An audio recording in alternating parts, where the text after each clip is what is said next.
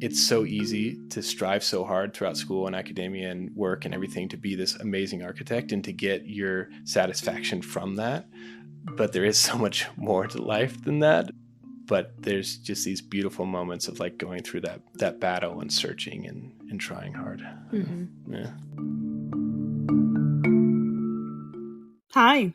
Hello. Hello. Hello. Hello. Hello and welcome to Architecting. Oh, hey, Becca. Oh, hey, Katie. How's it going? It's good. How are you? Good, good. Hey, have you heard of, do you know this like Adam guy?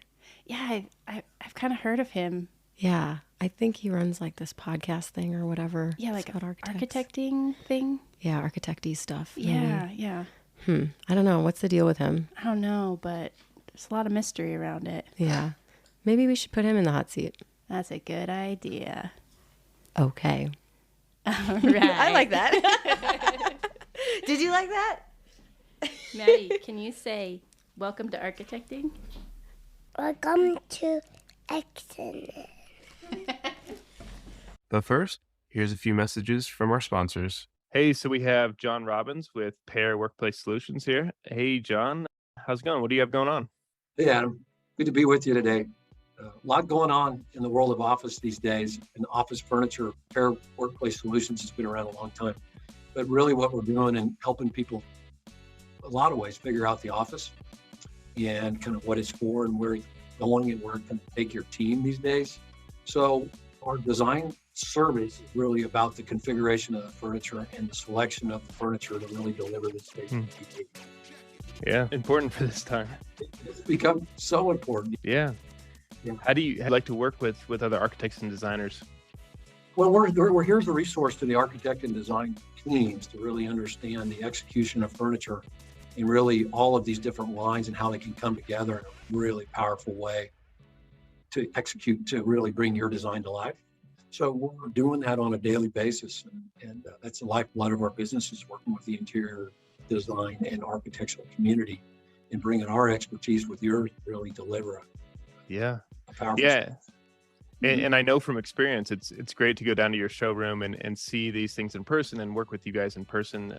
It's a great resource. Please come down and see us. It's at 15th and Arapahoe, really the first hybrid reservation-based showroom in Denver, where we really brought all of these concepts together in a powerful space. And it's somewhere my team loves to be and work, and it's working for us. And we can show you some of how it can work for you. Great. How can we connect with you guys? Pairwork.com is our domain, and www.pairwork.com. You can see our portfolio online and understand a little bit more about our team and how we can really help you deliver a powerful space. Awesome. Well, yeah, thanks, John. We look forward to working more with you. Thanks, Adam. See ya. Hey, so today we have Michael Quinn from Form Kitchens on. Look, we all have kitchens. Most all of us want better kitchens. Michael, why should we get Form Kitchens? I think what you said was sort of the epiphany for our CEO. We all want better kitchens, right? And he grew up doing it as a family business. And then as an adult, he saw the beautiful, stunning kitchens we all see on Pinterest and Instagram, and basically tried to put one together himself and just couldn't find that aesthetic at a great price point and wondered why the process was so inefficient and so manual. He thought, well, if I'm seeing these online, why can't I just order them online? And so that's really the idea behind Form Kitchens, is not only to design and deliver beautiful, stunning, modern kitchens, but to wrap the whole design process in a really modern context. So we design all online. We've built our own software that powers the experience, and it's all really about streamlining and simplifying high-end design, and then through a direct-to-consumer model, really just making it more affordable and more accessible. Yeah. The great thing is that Michael is here in Denver, so you can reach out to him as well. And if you're looking for more information, we have a special link for the podcast. You can go to social.formkitchens.com/architecting. Thanks for the partnership, Michael. Thanks, Adam. Really cool what you've created over Architecting. We're excited to start to be a part of the community. And like you said, never hesitate to reach out. I love grabbing coffee, and you can shoot me a note at michael@formkitchens.com. Perfect. Thanks. And now, back to the show. I keep trying to improve it more and more. And like now I got my mics, and now I'm like, okay, now I need 2 really good video cameras. One on you, one on me. And Becca's like, can you just make some money on this podcast instead of just spending it all? Well, you've got to be constantly improving, right? Yeah. Okay. Well, this is fun for me. Well, I'm very excited to be taking over your podcast. Hey, thanks for coming to my house. Yeah. So, I guess we should tell everybody at home that I am not Adam Wagoner, but I will My doppelganger. I will be your doppelganger today and filling in for you. Yes? Yeah. Right? Okay. So I'm Katie Donahue. And who are you? The famous Katie Donahue. And I'm Adam Wagoner. Adam, what number episode is this? This is a special number where I don't know if I'd get I don't know if I thought I'd get past like 10, and now we're at 50. And so I was trying to come up with a really special guest for this, and I couldn't find anybody to fill in, so I had to get myself.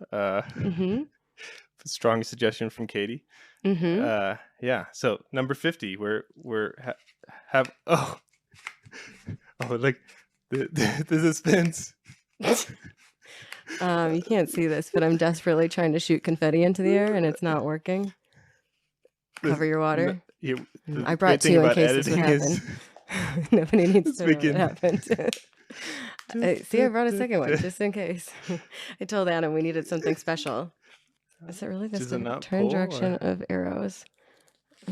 Maybe you should shoot it up anyway. You're turning the wrong way, aren't you? Oh, number 50. You're right. That wasn't that difficult. Thank you. That was nice. So yeah, episode 50 warranted both confetti and having the Adam Wagoner being in the hot seat. Yeah. Sorry, I got confetti in your water. And I covered my glass and it still got in there and you did not. Yeah, this is true. Also, when I bought these, it said they were biodegradable confetti, but this is definitely plastic. That's the outside. You just made my kids' day. This is like crafts for days here. Good. I'm so glad. Here. I like your sketchbook. Looks pretty good now too. Oh, it does. All covered in. It looks much better. I love it. Well, I think there's nothing better than getting to interview Adam for his 50th episode, and I think we've all been dying to hear more about you, right? So I know that you always kick off your episodes by asking, who are you and what are you about? So I think that would be fair to do, but I think we should turn the tables and ask you instead, what are you not? Who are you not? Who am I not? That's tricky. You switched it around on me. I don't know if I like that the question of who are you. Like I kind of started it off and now I've been doing it every time, and it's a sort of like uncomfortable thing that it kind of makes this direct pause for people, but it's like I found people really struggling with it in different ways, and now thinking about it, I was really, really scared of it. So I'll tell you what I was going to say. I was thinking about it. I think that I was going to say that one of my favorite responses to this was Chad Mitchell's, where he just said, "I'm an architect," and I thought that was a really nice response, really clear and succinct. And it's interesting that you asked me, "What am I not?" Because I was going to say, especially within the last month, I've been figuring out a lot of that I got almost all my value in myself out of being an architect. And so I'm trying to not have my identity just solely be in that and totally be in that, and I think it's been that way for so long of being like, okay, I'm a designer, I'm an architect, that's who I am. And recently I'm like, there's so much more things to be, so yeah, I'm not an architect. Let's not an architect. You're not a non-architect architect. On architecting, yeah. Okay, great. I'm not just an architect. Yeah. So I think even that I tried to preface it I'm not just an architect. I couldn't say I'm not an architect right? because it's there's still some pride of that. Painful, yeah, but and it's such a key part of your being. So what are the other things that give you value or are key to your identity? Yeah. I mean, I think it's been a lot more of just like, I to give me my value, it's a lot more of being a good husband and a good father, and um and a good person, I think, and just reflecting more on that. I think that um I'm a connector, and I really love connecting with people, and I love hearing stories and just kind of building community. How did you start connecting people? Was it something that you saw other people doing, or did you like just always do this since you were a young person? Like you were Hmm. the like friend matchmaker, or how did you become such a connector? Because I've witnessed it too. You at the university or in practice, like you are always connecting others. That's interesting. I haven't thought about that. I think a lot of it comes from, maybe some of it comes from where I grew up. So I grew up in a small Kansas town, and I grew up like 5 miles outside of this small town on like super idyllic, like 15 acres. My parents have like kind of a forest and a pond and we had horses and tractors and all this stuff, tree houses. So it was great, but I always felt really disconnected from things and people. And I think a lot of that's comes from maybe just like that real desire to be liked, and like and feel kind of connected in a purpose there, and so so yeah, like most people, like working really hard to be liked in like high school and middle school and stuff like that. And sometimes I wonder kind of where that comes from, if it's from a sort of insecure ego part, or if it's a genuine kind of like wanting to connect with people and connect people. And I think it's definitely moved more towards the latter one in my best days. Right. It's Yeah, human to right. want to be Yeah, appreciated so it's or kind liked. of like, yeah, both those. Yeah, but I think you've probably found a skill in it, that there's a lot of value in just connecting people in a meaningful way that share ideas, whether it's like casually or professionally. So I think that's pretty incredible. Do you want to give us a little background about like an overview of, where you went to school, where you grew up? And then because after that, I want to grill you and ask you all sorts of questions. I was thinking about this. I was like, for Adam's 50th episode, like I should ask him 50 questions about him. I should ask him 50 pieces of architecture that he loves. And then I realized that was a lot of things, but I did come up with 15 questions Oh, of this or nice. that I would like you to play, if you will. You're good at this. You've already done more prep than I've ever done for an episode. Okay, what is my background? Yeah, so I grew up in the middle of Kansas. My father was is a general contractor, had his own small company with my uncle, and my mom is an elementary school teacher. And I went to Kansas State University for undergrad. And how much of a story do we want here? Give us the highlights. The highlights, yeah. So then I graduated in 2009 in the recession. My vegetarian uncle started a hot dog restaurant. And Vegetarian hot dogs or hot dogs? hot dogs, yeah. He's a great chef. He's a physician's assistant, Michael Ramsey. So he's a physician's assistant. He and the surgeon he was working with, the surgeon's son, wanted to start a hot dog restaurant. And so they brought my uncle in to help set this up. And like I said, he's a great chef, and he would get like these locally sourced hot dogs, amazing hot dogs, but he would get himself physically sick. He would try little bites of it and get so sick, but they were so because good. He was a vegetarian? Yeah, because he's and he hadn't had meat for so long. So we were brought in at like age 23 and 22 to design this restaurant. Oh, is this Link House? Yeah, Link House. Yeah. And so we came in with a few summers of internship experience, and like had to hire our own engineers and architects to stamp this thing, and like had no idea what we were doing, but designed it. And we would meet with the licensed architect once every 2 weeks or something, and she would redline it.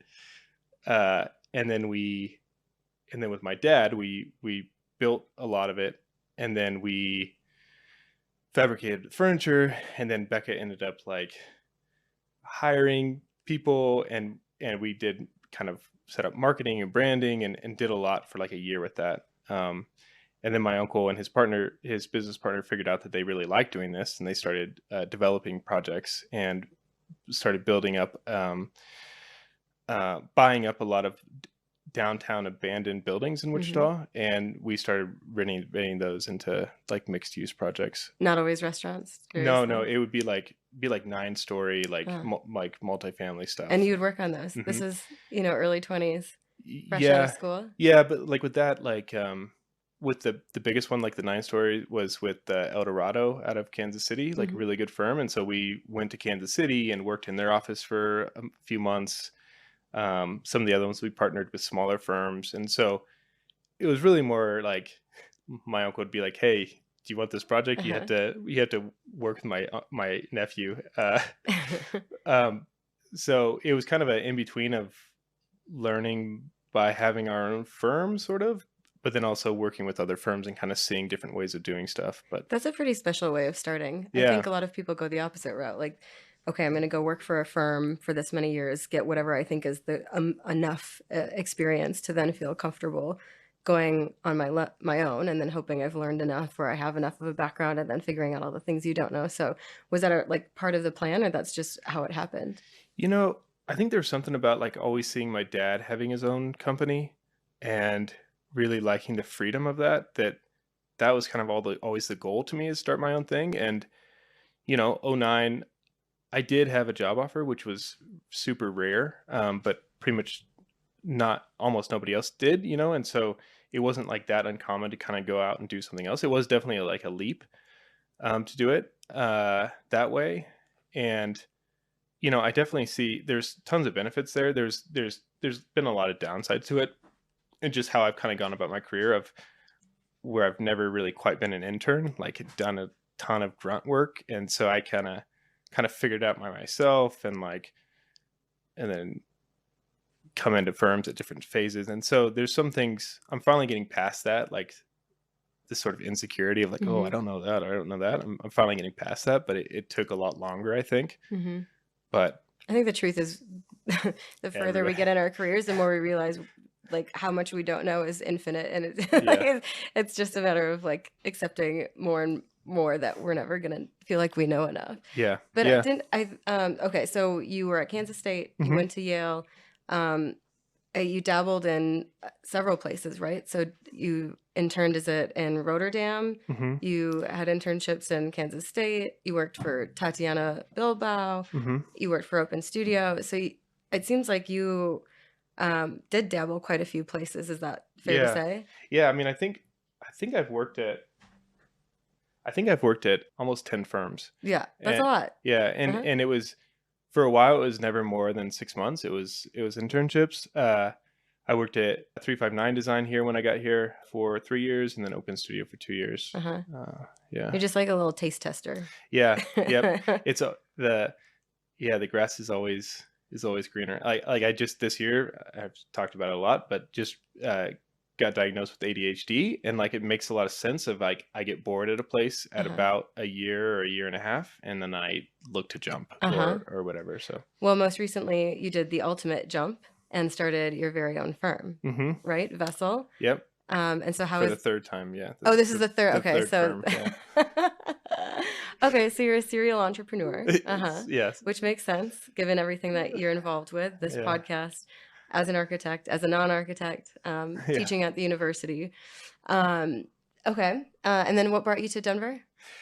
So Rebecca's family is in Colorado Springs. So we had our own firm in Wichita, and then she went to school at TU Delft in the Netherlands, and we were there for 2 years, and then went to Yale for 2 years and graduated there. And it was kind of like, okay, what's next? The obvious kind of choice from there, like, as you know, is like to go to New York, and thought about that pretty strongly. But then we both got offered a job with Tatiana in Mexico City. So it kind of gave us about like 6 months to kind of think about things. And when we were there, it was like this working vacation sort of thing. And just because it was so nice, and we knew we would just be 6 months. And it should have been so perfect. And I get like so angsty. And I was like, I need more responsibility. Like, what am I doing here? Like, let's start a family. Like, and Becca's like, no, like we could get a dog, but I don't want to start a family. Like, not quite yet. Is that where Riley came into play? Yeah. And so we were thinking about starting a family. And so Denver made a lot of sense of sort of less saturated with architects, I thought, was still a design school, still a big city, close to family. And we really just fell in love with it. But yeah, so within the first month that we moved to Denver, we got a new apartment. We both got new jobs. We bought a car. We hadn't had a car for 5 years. We got a puppy, and then we got pregnant within 1 month of moving to Denver. So all it was at like, once. here, you're settled. Yeah. Great. So we both like got what we wanted with the dog and the baby. But yeah, that's a lot all at once. Okay. Yeah. So one of the things I wanted to ask you before we start jumping into, I think what makes you tick as an architect or a non-architect, and what was the most maybe influential times, of your young career versus now. Like, this podcast is really interesting because you're focused on the local community and you're bringing together like really different stories, I think, and different approaches. I think it's interesting when I hear podcasts and people you've interviewed, not just to say like, oh, I relate to that, but like, oh, that's totally different than anything I would ever do or ever approach. And there's like merit in both. So I'm curious to know, like, what was the moment that made you create this and why? Do you remember, like, create the podcast? Yeah, the podcast. Like, were you like unsatisfied with, like, I don't know, a certain culture, or trying to just get access to information that's not there? Like, what was the driver? Yeah, so it really kind of came from when I was graduating from grad school, knowing I probably wanted to go to Denver, reaching out to a lot of architects and just really doing the research of who's here, who's doing what. And, it was great for me to be able to just come in and say, hey, here I am. I'd like to meet you. Let's get coffee. I think it was, I came from K-State, like, finally did pretty well there, had my own firm. I'm doing that in like air quotes, and then moved to the Netherlands and like Rotterdam. And I'm like, yeah, I'm going to OME. Like, that's where I want to work. And it was a full year of me sending out applications every day. And in a year, I got 3 interviews. And I think by the end of that, like, I finally got a job through one of Rebecca's professors, but at the end of that, I was just like, I don't want that to happen again. Like, and so, that's one reason I strove for, like, a higher name school. And then when I came here, I was like, okay, let's saturate this place with me. And like, I just want to meet everybody. And I really love that of just meeting people. And, a lot weren't hiring, but a lot of those relationships kind of stayed. And, like you do, I like to use teaching and invite people that I want to meet in for crits. And so that kind of satiated that a little bit, but then there's not much other reason. And so that was kind of one of the reasons for this podcast of how do I just keep getting to do that of talking with people and meeting with people. And then I would always be kind of surprised when, like, someone who I thought is a well-known architect, another of the same kind of level of architect here in Denver didn't know each other. And I was like, how does that happen? Like, it's it's so small. So let's kind of lock in people's stories and then allow for that connection between different people. Yeah, it's nice. It's creating like a mingling that I think maybe the architecture community didn't know we needed too, because we work with a lot of the same people and see the same people on the same network. So it's been nice to get to hear new stories, I think. Yeah. What are some of the like strong points or most memorable interviews or things you've like taken away or learned? I think, and maybe I'm interested to see kind of how I changed talking to people, because I was starting it essentially a little bit before I was starting my own firm. And so I was so curious about how do people start firms, and that's still this is for your own benefit. Yeah, you're just doing research. Exactly. That's the whole point of this whole podcast. But and I'm still so that's still kind of the most interesting to me is how people start firms. And like early on, people like Stephen Dinia, who, I really look up to his work, and he just does such good stuff. And you're like, oh, that I'm not doing stuff like that. Like, what am I doing? And his experience of saying, like, I was up in Jackson for 5 years, not doing anything that I liked for 5 years, and till I finally got something, and I think that's been one of the biggest takeaways, is that with some exceptions, like, everybody struggles in the beginning, and it's hard to start it, and you don't always, like, you're not starting fully formed, right? Within your work, I think. I think in like your interview with Paul Anderson, you guys assessed for like 2 hours, like, what is good? Yeah. What is good? Is what I think good? Yeah. Is that really good, or is that too conventionally good? Right. I think. Or what does good mean? Yeah. I think like figuring out that everybody has stumbling blocks is like pretty refreshing as well. Yeah. So it's been fun getting to know new people. So as we get to know you, can you see your notes through all the confetti? I can't quite read my notes through the confetti. There we go. Yeah. But I thought it'd be really fun. Like I said, I wanted to ask you 50 questions, but I think that would be a little intense. It's the extended version. So yeah, this is the abridged version. And so we'll take it easy on you to start with. Okay, good. And we'll play this or that. Have you played this before? No. Oh, okay. So coffee or tea? Coffee. Coffee, okay. Are you a morning person or a night person? Night. Night person. Ching or YouTube tutorials? For what's a more go-to resource? Oh, Drawing resource. I'd like to say Ching, but it's probably YouTube. Yeah. That's fair. That's totally fair. Yeah, it made me think on that one. Summer or winter? Winter. Hand drawings or digital drawings? Hand drawings on an iPad. Hand drawings on an iPad. What's a hand drawing on an iPad? Isn't that a digital drawing? Okay, yeah. Digital. Okay, with a stylus instead of a mouse. Yeah. Okay. Where you're doing sketching, yeah. I guess that's true. That is different. That's a different muscle. Pizza or tacos? Pizza. That was a fast answer. Yeah. Are you introverted or extroverted? I'd say slightly extroverted. Slightly extroverted. Interesting.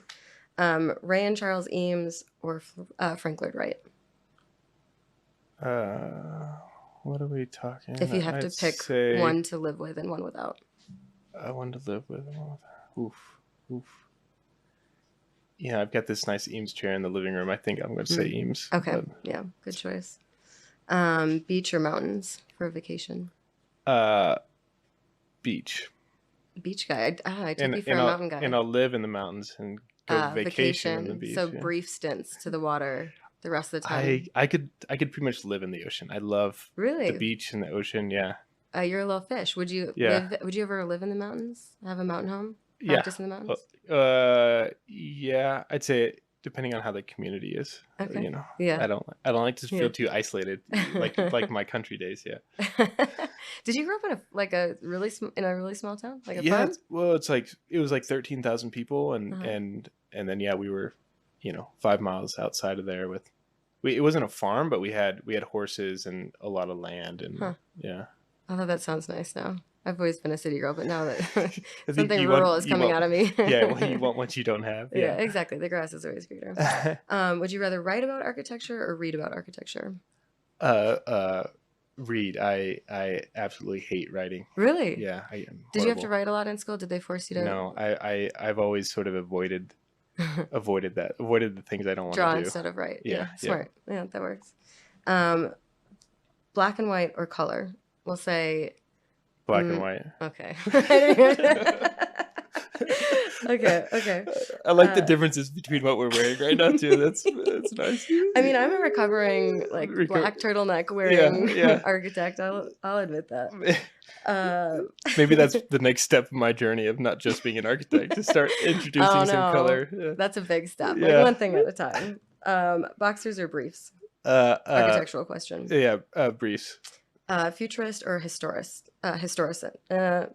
Futurist. History person. Well, okay. In what sense? Like of what? Or just. I guess just where do you get more of your inspiration from? History or history? Futurism and history. Okay. I think your bio says somewhere that you're a futurist, though. Is that like in my Maybe that was on your website. it's like when I was a digging website around. is what's it called? It's one of those personality traits. That's it. And so I think my partner Justin is more into this than I am, but it's something about where I look to I'm a futurist, but then the next thing is that I gain all my like knowledge from the past. Right. Yeah. Which is, I think, what we all should aspire to do, right? Is take cues, not be historians necessarily, but take cues from what's been done to move forward. Okay. All right. Would you consider yourself more of a technical person or a creative person? Creative. I mean, that's what I assume. Some people just surprise me, though. Mm-hmm. Okay. So last question, not a this or that, but if you weren't an architect, and now that we know that you're not an architect, but he is an accredited licensed architect. Barely. Yeah. So if you weren't an architect / you're not an architect, you're a non-architect architect, Mm-hmm. what do you think you would be? What profession would you be? You know, after high school, I almost went into seminary to be a pastor. No, you did not. I did. And so that's one route. But like sort of my dream job would be to be a photojournalist, like in like war zones and things. Oh. That seems really cool. That sounds intense. Yeah. What did you want to be when you were a kid? Some like NBA basketball player. Right. Didn't pan out. Actually, so I wanted to be a contractor. I wanted to take over my dad's company, and I went to architecture school to be a slightly better contractor. And then about 2 weeks in, I was like, wow, there is so much more to architecture than like single family homes in middle of Kansas. And is that what your dad builds mostly? Yeah, mostly it's homes? all single family. Yeah. And does he still do that? He's about to retire in December. So that's exciting. Yeah. Congrats, Adam's dad. Yeah, thanks. So did you ever get a chance to collaborate with him specifically? Yep. Yes. So we have so we built that Link House restaurant, and then I sort of designed a house with him in Kansas that he built. It was kind of more of like a stock floor plan that I kind of altered. And then we have Vessel is doing a addition to that house right now for a indoor pool house. And so he's building that. Yeah. So with the Link House, was that a collaboration, or did you feel like you were like the boss of your dad? You're like, okay, you have to build this. This is what I designed. Well, how did that go? That's funny. That one was like already designed when he came on, and it was all with SIPs. And so,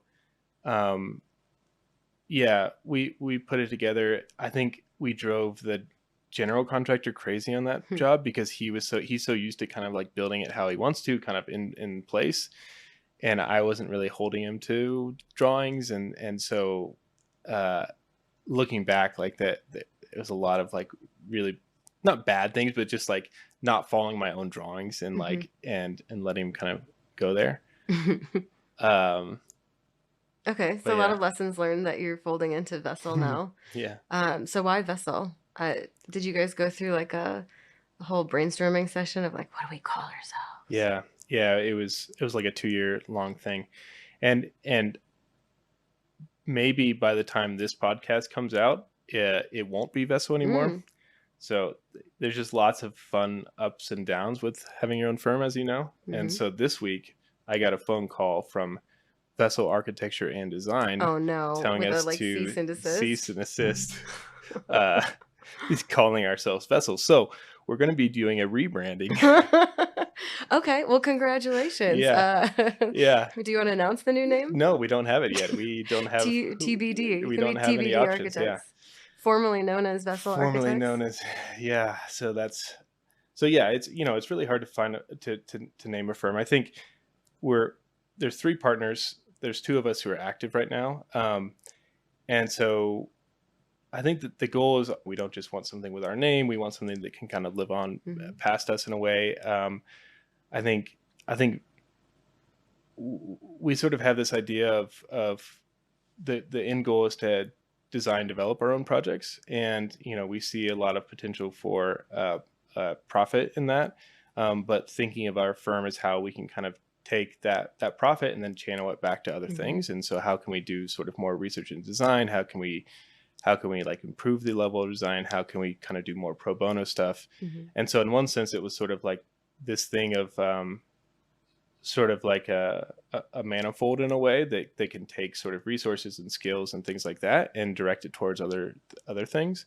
There's also the idea of sort of like being a vessel or a container that holds kind of multiple people and multiple personalities and multiple skill sets that then is sort of directed towards a goal. Yeah, so that's what it was. Rest in peace. Rest in peace. So that idea of like doing lots of things, that like multiplicity seems like it's always followed you. Like it seems like you're always doing not just architecture, but a million adjacent things as well. So that was something that you guys wanted to fold into the practice. Is that kind of the idea? Yeah, all three of the partners have architecture undergrads, and one has a MFA in graphic design, and one has a master's in real estate. And so it was always kind of like, how can we kind of do these multiple things, but keep this like high level of excellence? Oh, and then I'm the one that has the architecture master's, like really buckled down. Guy? Yeah. Yeah. So how do you do everything and do everything super effing well? Yeah. No, that's, just a little goal. Okay. Yeah. Small goals. Maybe that's our new name. Small do goals? everything really effing well. I like that. It's catchy. Sure, yeah. So, I mean, can you tell us a little bit about like what pushed you into architecture? You said that you went to school and started to realize there's like a lot more to this. Like, what are some of those original drivers? Like, I think back to some of the times, like when I was first gung-ho about starting architecture school and being disillusioned about many things, but I would say that there are things that I've been passionate about that have stayed true. What are some of the things that have changed from your original goals of like why be an architect or a non-architect architect? And what are some of the things that like have stayed true? Yeah, that's a good question. I think I could always get pretty focused on things. Like obviously every architect has like their Lego story, like I did Legos a lot and did a tree house, but I remember like my dad wanting to like redo his logo one time, and I got into paint and like pixel by pixel tried to do this logo, and it Pixel by pixel, as in like on graph paper? No, like you zoom in really far and then you get to the pixels so that you can draw like straight lines. And I remember spending like 3 hours on that or something where you like really zone into it. And I think that architecture really allowed me that and allowed me, celebrated that sort of like rigor or like intensity. Seems like you like to obsess about a thing at a time. Is that fair to say? Obsess about one thing at a time? Well, multiple things at the same time, but then one thing really deeply. Yeah. That's another side effect that I found of ADHD, where you're able to really, you abhor being bored, and you go to things that only interest you, and then you can like super zone into things. Obsess about those things. Yeah, obsess. And so, yeah. Okay. Yeah. So what are some of the productive obsessions that have been on your radar recently? Productive obsession. Yeah. I was trying to find a new wallet and I just couldn't find anything that I liked. And so for a while I was going to make my own wallet out of leather.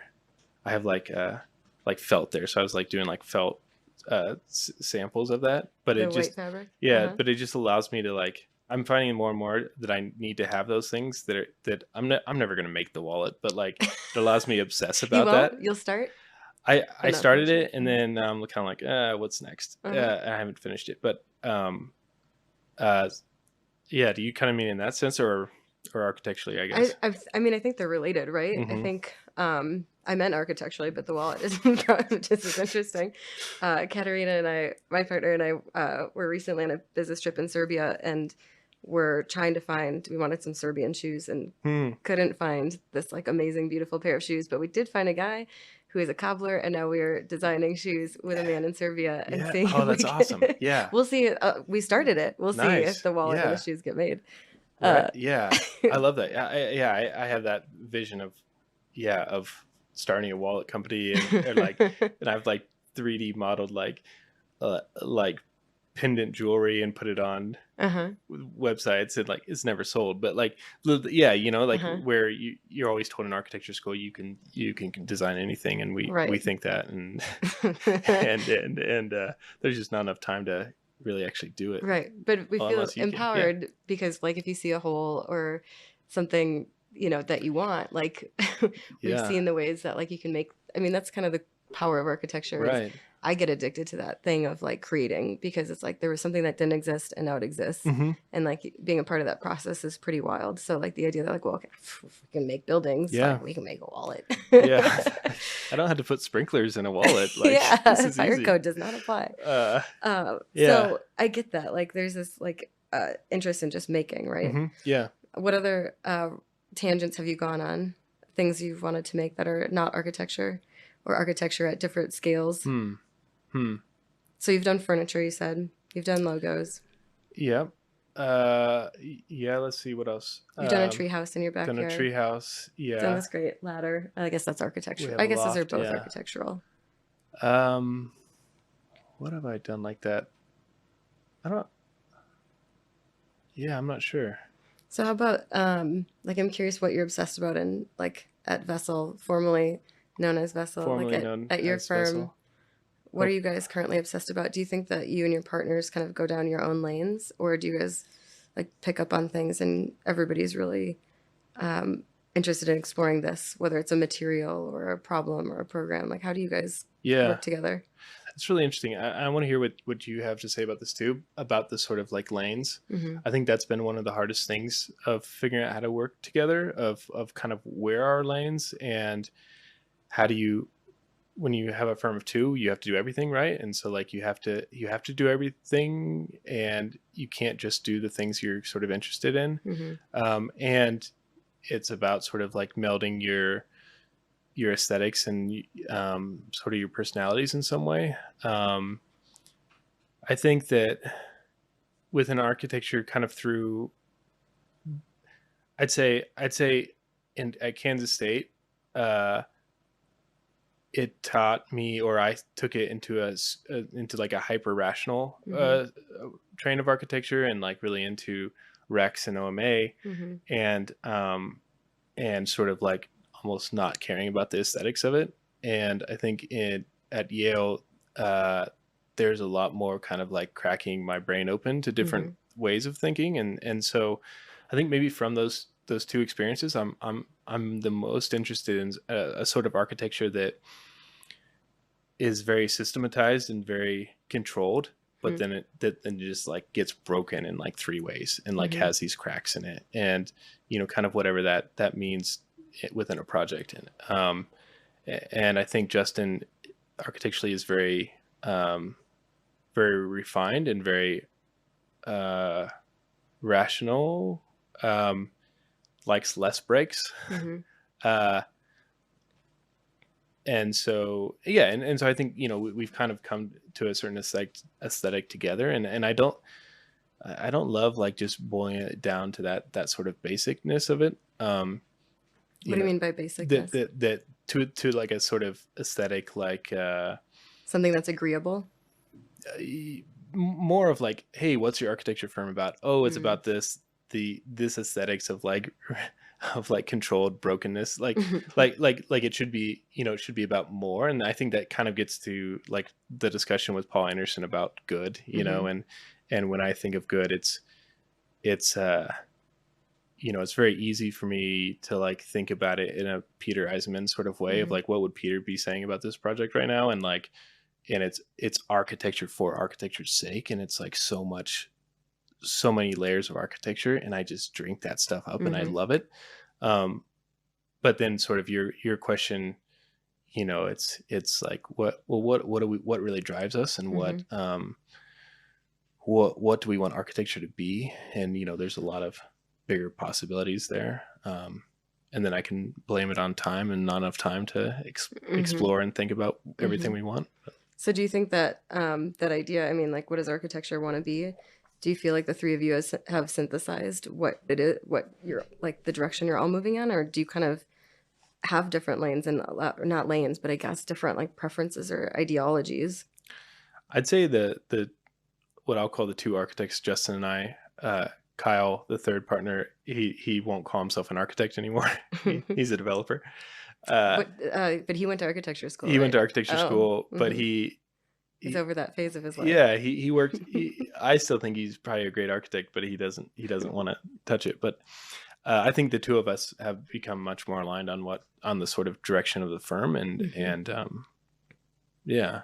I mean, I think there's an opportunity for creative friction that took me a long time to embrace, to continually question what is good, that you're not going to get better and better until you achieve like something that's the best you're capable of achieving. That's a shifting goal. And so like, I think Katerina, I've learned like, hey, run with it. You run with this. I'll run with this when it makes sense. In the very beginning, we were so democratic, and like every single task we tried to do together, which was fun, but there's not enough hours in the day. Yeah. And so I think we've learned like, okay, what are the things where we're just like, okay, just somebody tackles that, and like that's something you're like really interested in leaning into. And then where are the things that are most opportunistic, where we push against each other and question each other back and forth and get to something greater? Because I think my fear was always that it would become diluted down to like the least common denominator instead of Excel. Right. So it seems like you guys continue to push as well. Yeah. But I'm interested. So how long have you guys been working together? In total, unofficially, since I think like Kat, when was it? 2016, 17 maybe? Okay. Yeah. So pretty long. So, so do you guys do a lot of the same things, but just kind of split projects, or do you have strengths? You come into a project, then you hand it off, and how does that work? Like we try to start a project by always collaborating on like the big idea design wise first. And then like somebody tackles or oversees whatever comes next, production and refinement, but always kind of comes back to the other person for like a checks and balance, I guess. We used to like collaborate all the way through the process, but then it was just like two people doing a lot of work. Yeah. So we try to be heavy together in the beginning, but we'll always like collaborate on everything. Will you guys split things up? We're still trying to figure that out. I think Justin's extremely good at refining a project. So I love to come in at like 16th scale, 8 scale with my stylus and my foam models and kind of do massing, and like I could do that all day. Like I love that. And then he's really good at taking it to like a DD level, and then he's very good at CDs, and it's kind of pulling teeth to keep me into those. And so we're just trying to figure it out, and it's different when you're two people versus if you're a firm of 10 people and you have people to deal with that. And I think that's kind of where more of my skills lie as like a 6 to 10 kind of person firm, and more managing and less of drawing section details. Yeah. So you get excited about the vision. Yes. Yeah. So, okay, what's your process like? So you work with models, you hand draw with a digital tool. Yes, hand draw. How do you start off a process or a project? Yeah. I mean, ideally, that's one thing I really picked up in the Netherlands is foam models. So I've got like my big foam cutter, and I really love doing foam models. It's hard to kind of keep doing those, especially with like this size constraints of my office here. But I like to work kind of stylus in coming up with concepts, and it's about the sort of roughness of that, combined with, we do like very thorough feasibility studies in the beginning where we do full code studies and entitlement studies and all that, and try to get the most informed, like most people, but because it's with Justin, it's super graphically nice. Like everything, his graphic design. When I think we're at our best, it's both of us sort of doing that sketching, me like more heavy on that, and then him kind of taking it and like doing pretty refined Revit models of that, and continue, to render that and then refine. But do you think that your like school had a big part of your process? Is that something like you developed on your own, or do you feel like that was something that was heavily influenced when you were at Kansas or Yale? I think yeah, like models were always a really big part of school for me. I got besides the year or something, I pretty much got A's all the way through studio, and then my last studio, I got a C, and I was trying to be way too theoretical, and all I presented at my final review was one sketch diagram and an interpretive dance, and not quite, but and like a 6-foot long model, but it was not a good project. Was there good thinking behind it? There was a lot of thinking. I don't know if it was good. It was a lot of spinning wheels. Like it was in Berlin, and we were working with like the head of the Bauhaus at Dessau. Like we went and visited him, and we were at this like the no man's land within the Berlin Wall, like the project was, and so it was super loaded. And the whole idea that I had was like this, what I call laboratory for the exploration of contrasting forces or something. So laboratory for the exploration of contrasting forces. Yeah. So essentially, that should be your new company name. There you go. That like that. Justin would hate that. Yeah. So it essentially turned into this big glass geodesic dome, and I like hollowed out the no man's land and like kind of like peeked into all these things. It was kind of this Venn diagram of forces. And one of my professors was on the review who was maybe one of my biggest professors. Who's that? Vladimir Kristik, great professor. And after I presented, he was like, "Adam, what the hell is this? Like, what is this?" And he was arguing to fail me, and it took the other reviewers to like talk him out of failing me.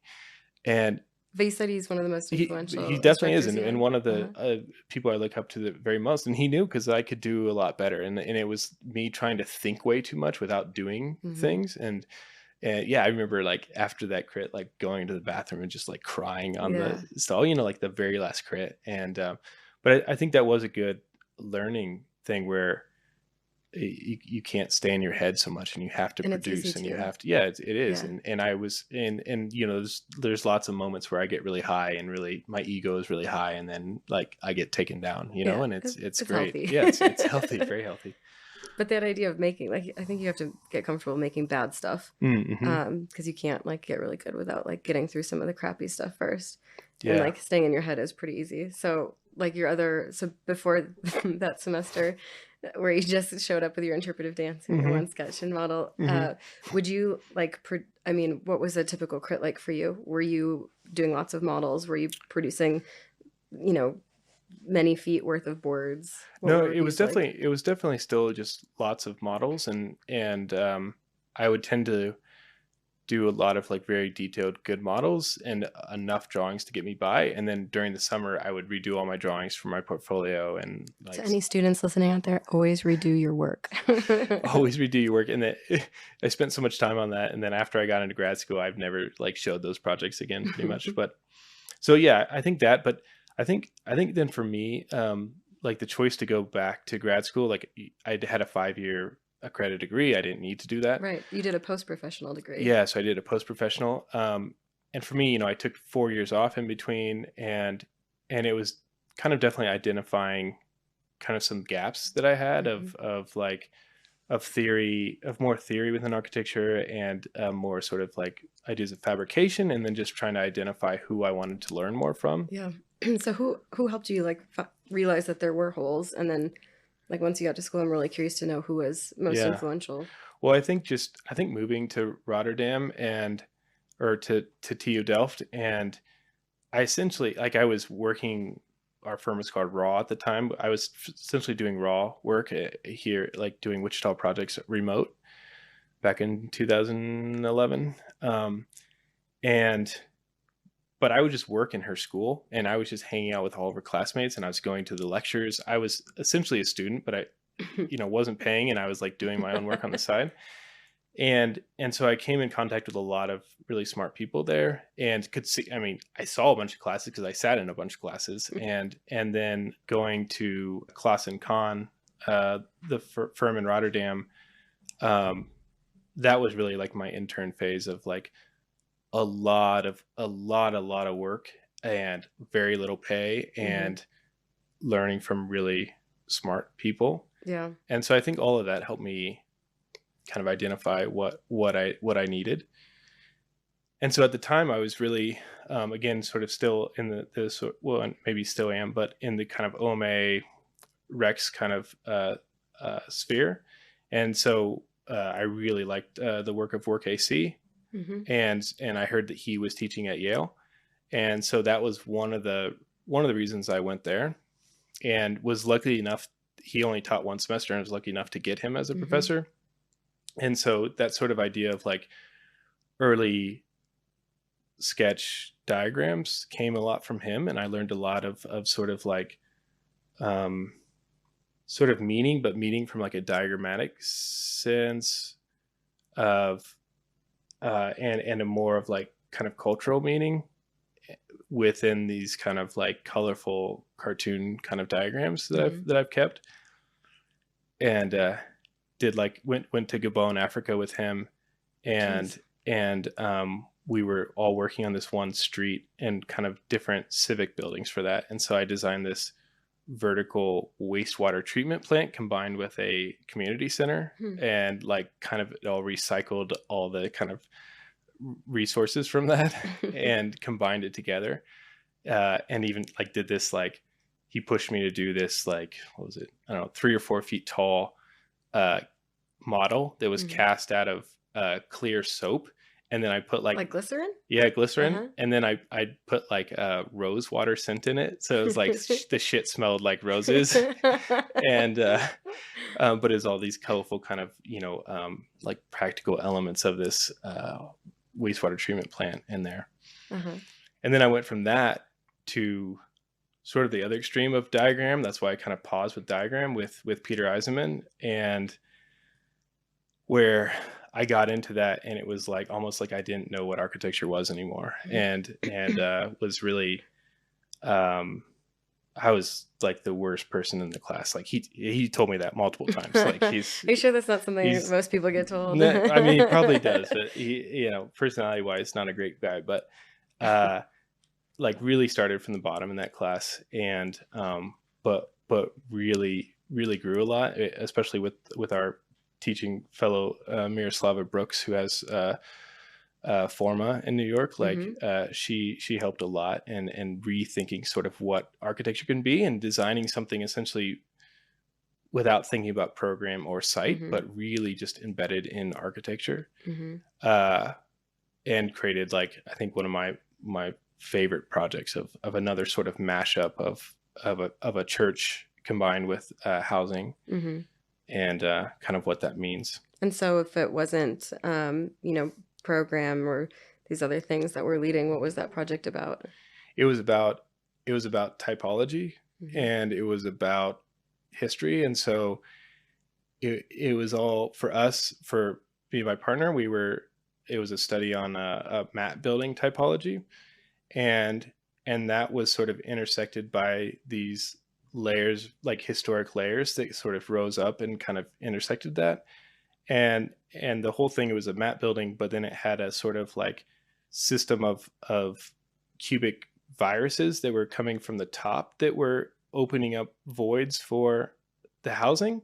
And then it had a series of sort of like super formalized follies that were cutting into that map building as well, that were forming the church space. And each of the follies was derived from a section of a building from Corbu, but super altered. And so the system of the map building itself was sort of coming from Corbu's unrealized hospital in Venice. And so it was just like layers and layers of that, that created something really unexpected. So by the end of the semester, how was your work perceived, or was it still... So it was me, and I was partnered Raphael De La Fontaine, who has his own firm now in Israel. But so we were 2 post pros, and normally post pros don't do well, like because we're kind of behind in Eisenman world. But we ended up winning the prize for the best project. So we went from the so you bottom pulled yourself to up the from top. the bootstraps. Yeah, That's great. yeah, Okay, that's a good success story. yeah. And then I think just to cap that long story off of grad school, the sort of ending bookend to that was then Tatiana Bilbao, and I didn't really know her before that, and I, for some reason, really gravitated towards her, and she's become such a great mentor and model. But she sort of like re-injected kind of humanity into that sort of Eisenman-ness. And so did they feel like polar opposites? Not as much as maybe as you think in some ways. Maybe some, yeah.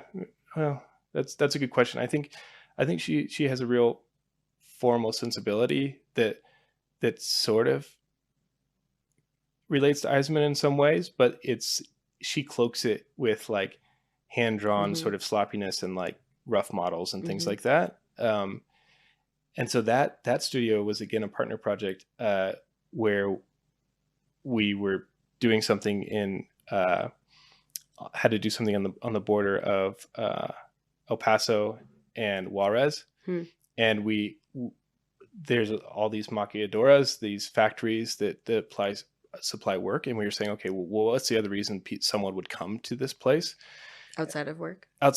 Like, how do we bring money and things here to make this area better? And so we essentially split the Rio Grande and made this sort of like no man's land that had a whole cycle of life to death, and so there was like this birthing hospital where you could be born on one side or the other.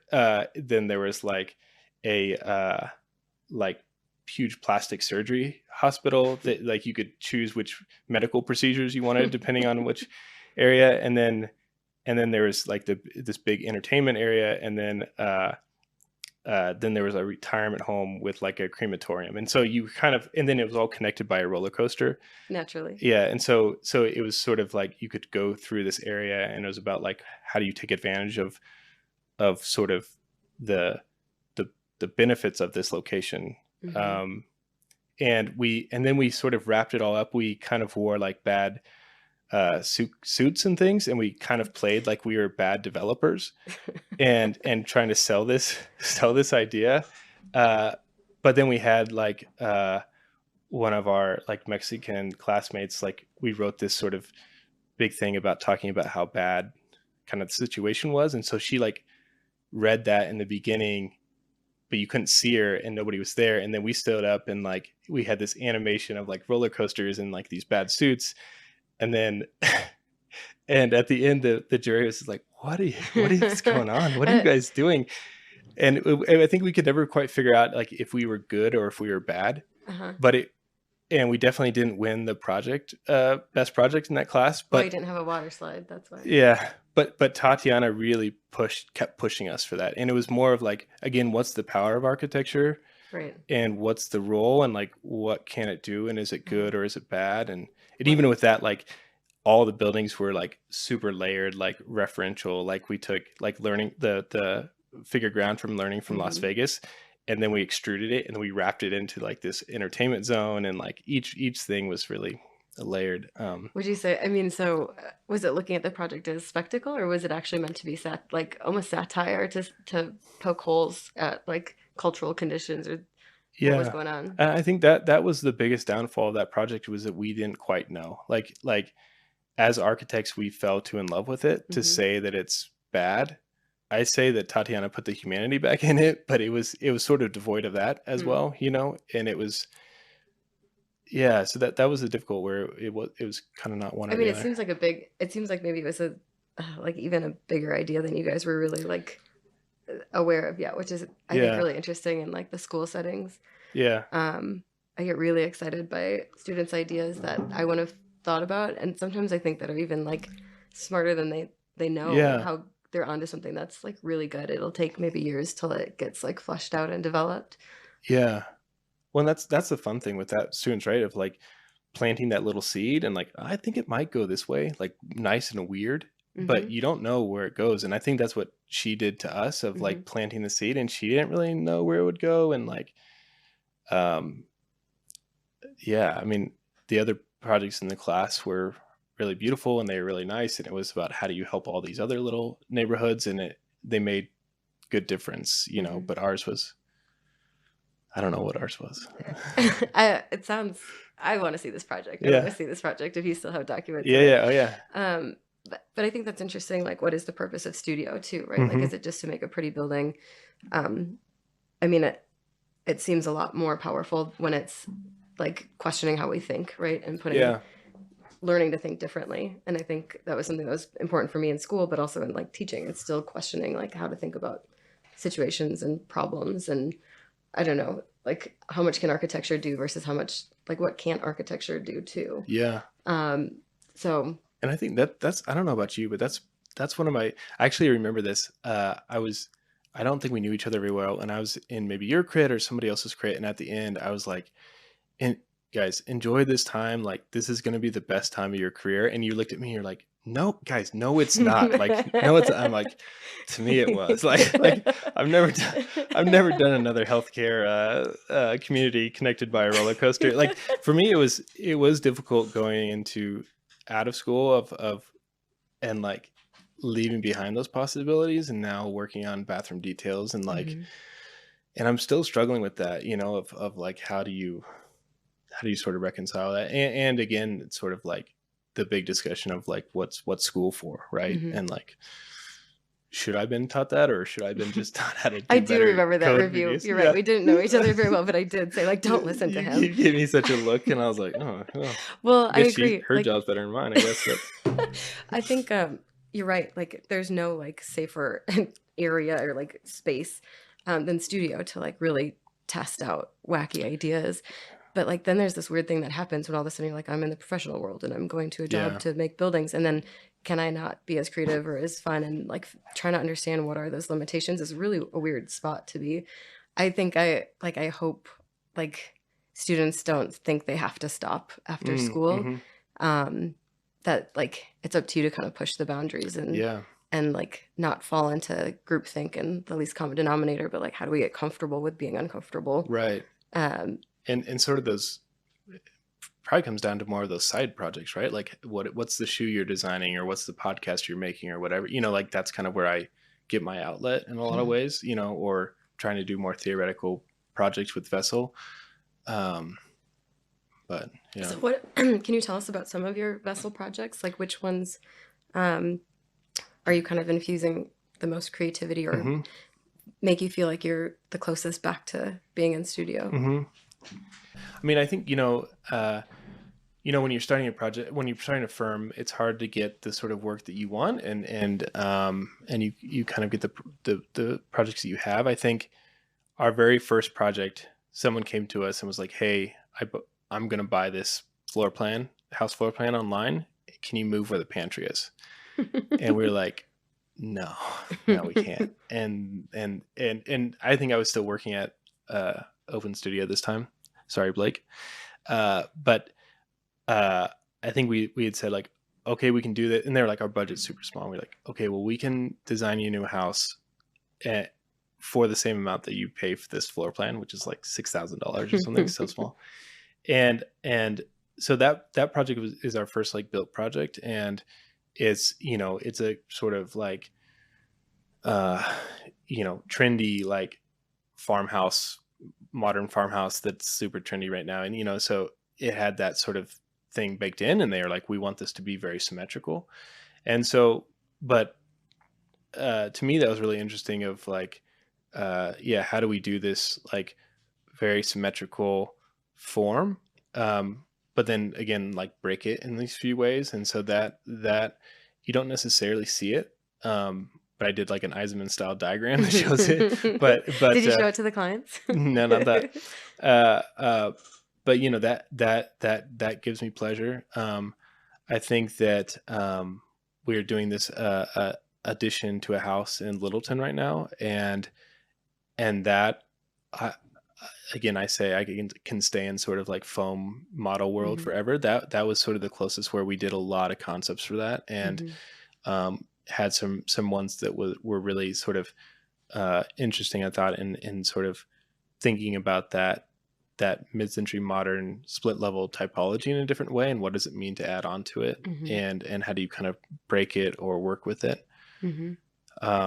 And then we've been working on this theoretical project for a long time of the Black Forest house, and finally just finished that up. And I think that for me, that's the closest, where it's a real take on a ranch style home, but thinking about that sort of open style living in a different way, and really emphasizing the enclosed, like making the spaces that are enclosed hyper enclosed and open hyper open, and then thinking about sort of how does the site flow through that, and how do you bring nature in, and so you have these kind of systems, and then these kind of like the Eisman project, these voiding courtyards that come through and disrupt that system. I mean, I think the first thing that I had the hardest time jumping into practice and thinking about, like, okay, it has to, like, things felt so regular.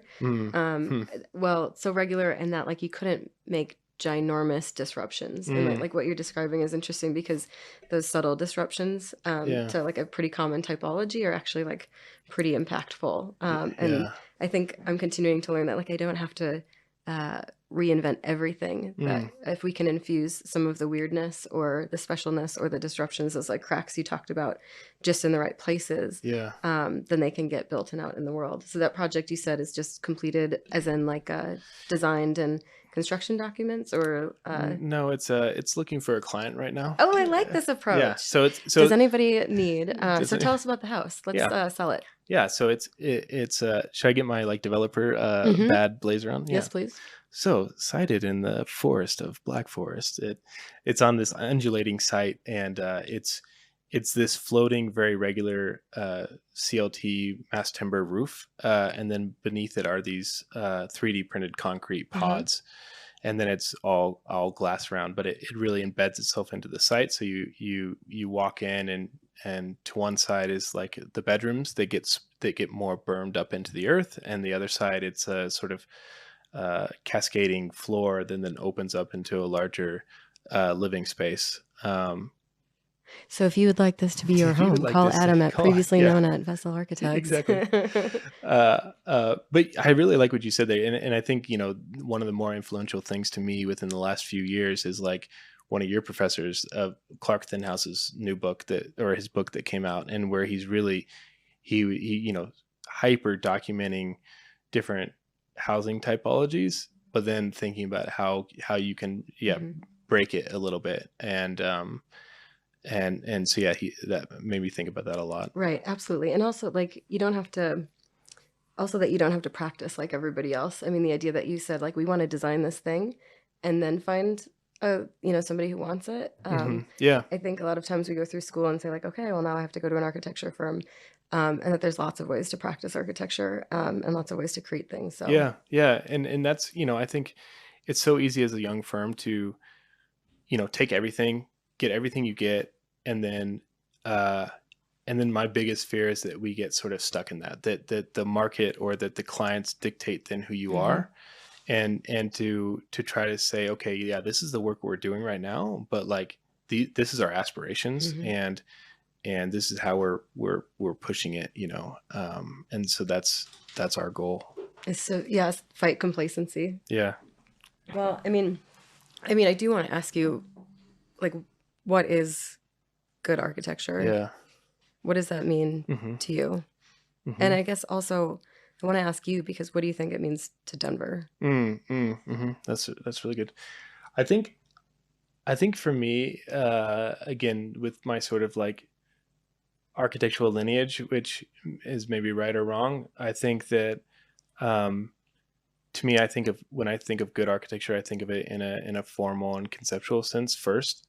And I think for me, it comes down to intentionality, and it's about being in control of what you're doing and understanding that. And a lot of that comes from teaching, right? Like I can I'm fine with any type of project, right? But it's about, can the student tell me the idea behind it, and do they understand the idea, and then do they understand the implications of that idea all the way down to a detail, right? And so it's, to me, like, good architecture is something that has a conceptual idea that ties itself to a formal idea, and then like great architecture is when that gets multiplied to every level. You know, I think obviously, like it's consistent throughout, like it's pure.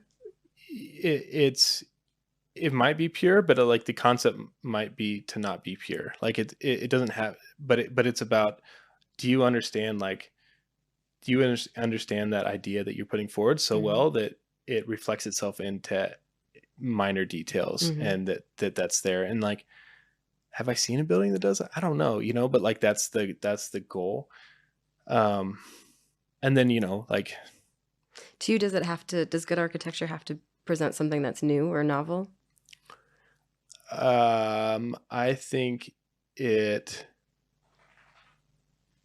don't know, not necessarily. Maybe I think it can't be a pure copy, right? But it needs to, I think, to me, the best architectural is like super referential, historical thing that only architects can understand. Like it, and that sounds very exclusive, right? But when I go to an art gallery, I want to look at a piece of art, and I want there to be a lot of things, or read a book, be a lot of things that I don't understand. And if I have the time and patience to like research it and find all these layers of Easter eggs and all these things. And so like, I don't believe in a sort of like democratization of architecture in the sense of like making something that everybody understands. Like, I think that everybody should be drawn to it, but I think that, does everyone have to be drawn to it? In a way of like hating it or liking it, maybe, you know, but don't be indifferent, I guess it doesn't, right? they don't have to be drawn to it, but it should be something that's appealing, I think, you know. But I think that to me, I want something that then I have to dig into for 10 years and I finally figure out like what's going on here. Like, I remember the first time in like second year architecture when I feel like I finally figured out sort of a glimpse of what architecture was. It was like with Terragnani and his Casa de Fascist in Como, Italy, and it's this very layered, detailed facade, and I would just stare at it and be like, I know there's something in there that I can't understand right now, and just like pouring through it and trying to understand, and you know, maybe there's something there, maybe it wasn't, but like that idea that there's something deeper to it, and referencing things that came before. Yeah, referencing things, or I think in that sense it was more of a sort of like of a mathematical, like structural thing that he was setting up, that then like he died young, and then like his work was like influential to Corbu and a lot of the other ones that came after him. But, yeah. So that idea of like, what is good to you? Like, do you feel a responsibility to perpetuate what you think is good through the school, or what drives you to be a part of teaching as much as you are? Yeah, I think it allows, like in a selfish way, it allows me to continue thinking that way. And B, yeah, I think that there is a huge push from the profession, and I'm not saying it's wrong, but a profession to make the school more practical and make a lot more practical architects. And again, to me, I think that the idea of good within architecture is about that intentionality and about understanding what you're doing. And again, it can go any direction, but holding students' feet to the fire and understanding that is sort of what I'm passionate about. Right. It was actually, I think, a lecture by Eisenman that like finally shed some light on this dilemma of like, what am I going to school for? Like, am I just supposed to be able to be capable of making competent buildings, or am I supposed to like be pushing new and novel things into the world? Yeah. And he had a lecture where he talked about like his projects with a capital P versus a lowercase p, and you have to pick the times and places to push a certain agenda, and what is the thing that you want to explore, the thing that you're challenging. But in either case, that there's this intentionality, right? That like what is it you're setting out to do? If it's Yeah. making a competent building, that's totally fine if that's Right. your avenue. Yeah. But otherwise, what is the thing you're challenging? And what is the thing that you want to accomplish, or not even accomplish? Maybe you set out to do something and you fail at it, but at Right. least you have an intentionality of what you're pursuing. Yeah. And it's easier to be safe and just be like, well, this is a pretty looking building, right? Yeah. Yeah. And I think that's where the sort of K-State teaching got me, where I was like, okay, yeah, this is a pretty building, and someone come along and be like, no, it's not. And I'm like, oh, well, I think it is. And then it stops there, right? But if you come along and say, okay, this building is working in this way and this way, with conceptually it's thinking about history and this, and I'm doing all those things, they can say it's ugly, but that's not what it's doing the thing that I say it's doing. And then you can kind of judge, is that thing good or not? I like that, doing the thing. Like, what is the thing it's doing? Yeah. Can that be a firm name? I was actually just trying to put that into a name format. Architects, doing the thing. Doing the thing. So are you teaching right? Go ahead. But I also want to say, like, I that is sort of rightly or wrongly, like, where I'm most focused with in architecture, but obviously, like, it owes a lot to society and to the environment and to people, and like it should be doing those concepts, and those concepts ideally should be tied to making it better environments and better spaces for people, and bringing about more equity and more sustainability, and like all that should be tied in. And I think that's sort of like the baseline for all architects, that we should be striving for that. But then this is like, again, capital P or capital A, beyond that. And I mean, it's funny because I feel like firms like 10 years ago would be like, oh, we specialize in sustainability, or we care about communities, and that's our like slant. But now it's like, well, that's kind of the baseline, right? Yeah. We're expected to be good stewards of our communities and the environment. So like, what else do you want to do, or in what way do you want to do that? Yeah, right. I think like, it's hard because you want every project to do everything. Yeah. And that's tricky. Yeah. And I think, like, going back to that Eisman quote of yours, like he said to us that, architecture with a capital A starts when you make the first line that is for yourself and not for the client. So it's that thing that transcends the sort of practical limitations of a project, where you have an idea that you're putting forward, and that's super hard, to do, and to but that's what I love about teaching, is where it's set up for that, to have them explore that, and when you get unexpected by those results, it's the best. The surprise is nice Yeah. when it works out. The good surprises. Yeah. But also the bad surprises. Like, you have to do some shitty stuff Yeah. to like Yeah. get to the good stuff. Yeah, right? definitely. Yep. But that's a nice perspective. Like, it starts with what did you say? The first line that you draw for yourself, or not just for the client. That's that, not further. Yeah. What is the thing it's doing in the world, or that's bigger than just the like program that you have to meet? I think that's a good litmus test. How do you guys like do that in your firm? Do you feel like do you balance the stuff that's for the client and the stuff that's like your bigger ideas that you want to push into the world? Yeah, I mean, ideally they're combined, right? And sort of that's the beginning of the project, where it's ideally, for me, it's always about the idea, an idea that has some deep meaning to it, and it's hard. It's hard to, you only have a certain amount of projects at one time, and a lot of them don't allow for that, and to kind of keep yourself doing that and not become rusty, and that's why you teach, or that's why you do theoretical projects, and then hopefully you find the clients who want that meaningfulness. Are you teaching studio right now? No. So, okay. And your next studio, what would be your like design brief, like your dream design brief, like the wackiest? I don't know. Maybe it's not wackier out there, but I'm picturing something that is involving roller coasters again. Yeah, that's a good question, and I think if I had more time, I would make it wackier. But like the studio that I'm thinking about the most right now is partnering with my good friend Miles Dake. Do you know him? Yeah, I do. So he's just one of my best friends, but he's great because he's an architect and an MEP engineer, and so we have this idea for a project where we really design some kind of community center or something in the mountains, and like and like really dial this in, like from a sustainable passive thing where you're designing something that's very quantifiable, and using his skills and then my skills of sort of then how do you make sure that there is a concept and there's a meaning to that. And so we've been like kicking that around. But the roller coaster studio, I have to think about that a little more. Maybe it's water slides if he's MEP and can be plumbing heavy. Yeah. I mean, I think the teaching aspect of that, like you've sat in on a few of them, or my graphics class that I teach of like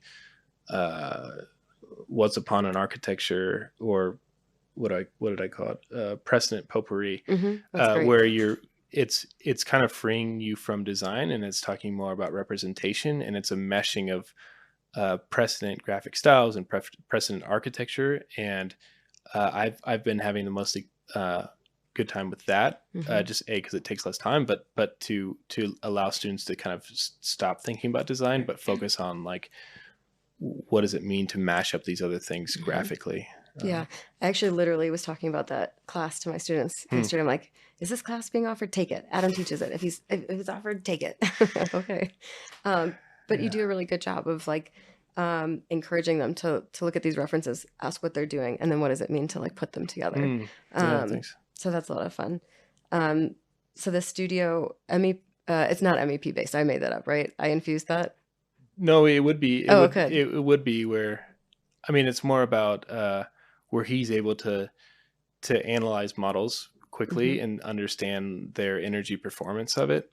And so, I feel like I still haven't even done that of like design a project and like right away, do I know, is this more efficient or less efficient? And so really just using it as a way to figure out how to work with models better. But yeah. That's fun. Let me sit in on that review when you run that.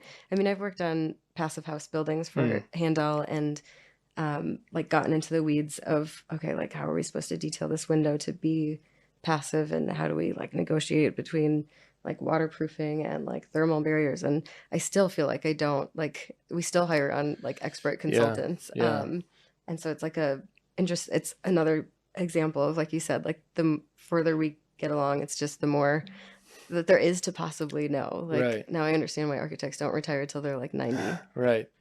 But but it's the thing of like Becca likes to talk about the architect as a orchestra conductor, right? You don't need to know how to play every instrument, but you're tying it all together. And I think that's the best bosses I've had, who have had these bigger ideas about architecture and are able to bring out the best of people to implement that and move forward together. Right. In to a be a vessel generalist. together. And then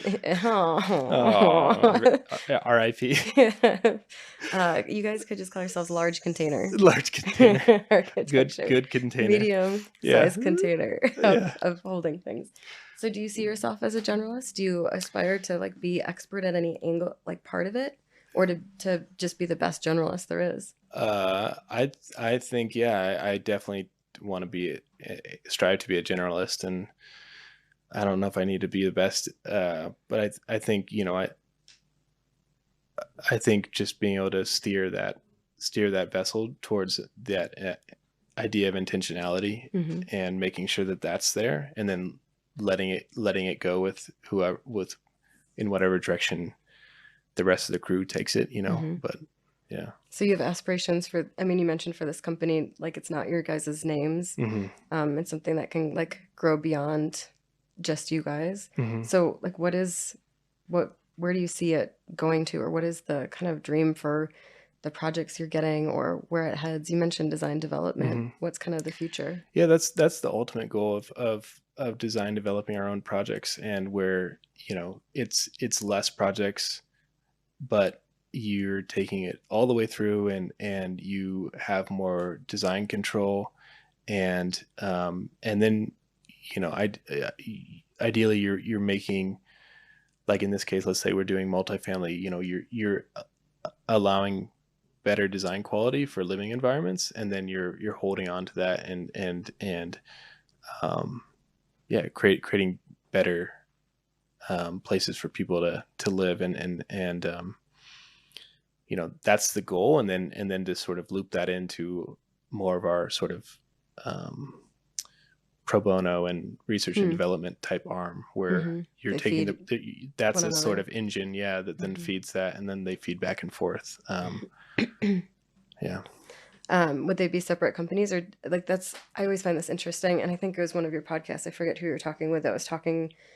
Oh, I think it was Trace Burtz and talking about Mm. design build, Mhm. and that there's the plight of a lot of other design build firms where like, okay, if you merge design and something else, is it the architecture plus construction? Is it the architecture plus development? Mhm. Does one kind of take over the other and eat the other one a little bit more? Does money become the driver, or does Mhm. constructability become the driver? And I think you were articulating that Trace Birds does such a great job, and they do, of like building things that they care about and making sure that like the design is always not being diluted. Mhm. So I'm curious, how do you see them as like separate companies that support one another, or is this something that's like totally integral and like you're doing all of those things all at once? Yeah. So last week I would have told you that it will be Vessel Office of Architecture and then Vessel Office of Development and Vessel Office. Like it kind of set itself up for that, where they are sort of distinct, but it's within an umbrella, like within this overall sort of vessel of direction. And sort of whatever that means, from a legal stance or whatever. But they're definitely supposed to be together. And we're not naive to think that this is like an easy thing, and we can all kind of see the trends of like design develop firms, especially out of New York, who are doing good work, that the development becomes such a big engine that it dwarfs the architecture, um, and I know that could be a possibility, but that's not what our vision is for it. Yeah. Yeah, and I don't think it like one Yeah. has to like suffer. I think there are Mhm. great examples. I think I'd once asked somebody about like, can you be a great artist and actually make money? And somebody Mhm. pointed out like, well, Pablo Picasso was probably the best business person ever. He didn't seem to have any problems with that. So it's an interesting idea to like mix these things. I feel like architects always get to that point where they want more control, right? To be the developer, to control the direction, or control like quality of construction and so forth. And so it seems like a good opportunity. Yeah. What about like Denver in particular? Do you guys see like, how do you compare the work you're doing in Denver versus the work in Connecticut Mhm. and other places? Because that's something we haven't talked about, is Mhm. like you're in multiple places. I'm curious if the projects are different or how you guys work is different. Yeah, that is interesting. I feel like we're still, just a year in, and haven't quite figured that out. I think, ideally every project is grounded in its site, right? And so intrinsically everything would change based on its site. Obviously, like the sort of markets in Denver or kind of Connecticut or New York are very different, and sort of understanding what works or what the precedents are, what has come before, is different. But I don't think I know that yet of what that is. Yeah, it's a good question though. And how is the like business side of things? I mean, now that you've started your own company, but you've told me for the third time, not the first Yeah. time, is like the business side of things just a necessary evil, or is that something you also get joy out of doing and concocting? Yeah, I think certain aspects of the business I really like and enjoy. I have a hard time with sort of like setting up LLCs and bank accounts and stuff like that. That gets really tedious. But the sort of like some of the setting up contracts and like charting out fee projections and counting hours and things like that, I can get really excited about. Yeah, as Yeah. excited about as like designing a new wallet. Not as the wallet, but maybe more excited than drawing a detail, Yeah, a okay. section detail. Yeah. Sure. The wall section. Okay. I think it's always interesting. Like I get excited about like really weird things. Like I'll dive down a whole bunny trail of like legality and spend Yeah. hours on it. But then there are plenty of things I'd be okay with, like outsourcing and not having Yeah. to take care of. Yeah. I'm trying to think of like going through. I don't know if we have to like cut off at a certain time. So I'm trying to think of like the best wrap up questions for Yeah. you. Are there any things that you wanted to touch on? I've thought about this idea that I asked a lot of people of like, what's your highest point moment and lowest moment? Um, and this definitely probably isn't my highest, but I sort of think of them in the same way. I had this experience again. I tried for a year to get an internship in the Netherlands, and I finally got in, and it was with this architect, and he had left OMA, and it kind of came and created this international branch within Con Architects, and so it was like 5 of us, and he kind of ran it like OMA, and it was super intense, and I was making like $500 a month, and I was spending I think like $75 on the train. Oh my gosh. And then I would get into the office around like 9 or 10, and then they would buy dinner for us, and then we would stay, and I would try to make the 2 a.m. train home, and then we would work on Saturdays and half days on Sundays. and not, I mean, I stayed there for 4 months, and it wasn't every week like that, but most every week like that. And I think I was calculating like my hourly rate at like 23 cents or something. And oh boy. And I still keep in contact with this architect, and he's very supportive, but he was very intense, and I was scared at work like every day, and it made me very nervous and very anxious all the time. But I learned a lot. But there's one thing where he was going to China the next day, and I was supposed to make this like model case for him for this model. And I was like, okay, how do you want it? And he's like, I don't know, just like, it's over, like there's model cases over there, just make it like that. I'm like, okay. And I go, and there's just these very flimsy model cases. I'm like, okay, I'll make it like this. And I'm just kind of scared to talk to him, and I finish it late at night, and I'm like, here it is. And he's like, okay, whatever. Yeah, good. Okay. Like, okay, I'm going home or whatever. And so, and I think everything's ready, and he's flying out the next morning, and I get in a little bit late, and it was like all the rest of the studio was gone. I was like, what's going on? And he was there, and I barely even wanted to talk to him. And he's like, get upstairs. Like, everybody's fixing your mess. And I was like, oh my gosh. Shit. And so I go up there, and everybody's like rebuilding my model case. And he was like, he has to leave for the airport like super fast. And so I'm like getting in there and like doing it really fast. And it's all foam core, with like tape edges. And so instead of like waiting for the glue to dry, we had a bunch of leftover X-Acto knives. And so like I'm sticking, it together. I'm pinning it together and then taping it. And then he comes in, and he's like, are you almost done? And we're like, yeah. And he's like, wait, what are you doing? And we're like, we're pinning it together. And he's like, I have to go through an X-ray, and there's like 100 X-Acto knives in here, razor blades in here. Like, what are you doing? And so then we like frantically had to cut this thing apart and like try to find all these razor blades and take them out, and then slap it back together. And we like barely get it for him, and he goes off to the airport. And it was like, super low moment.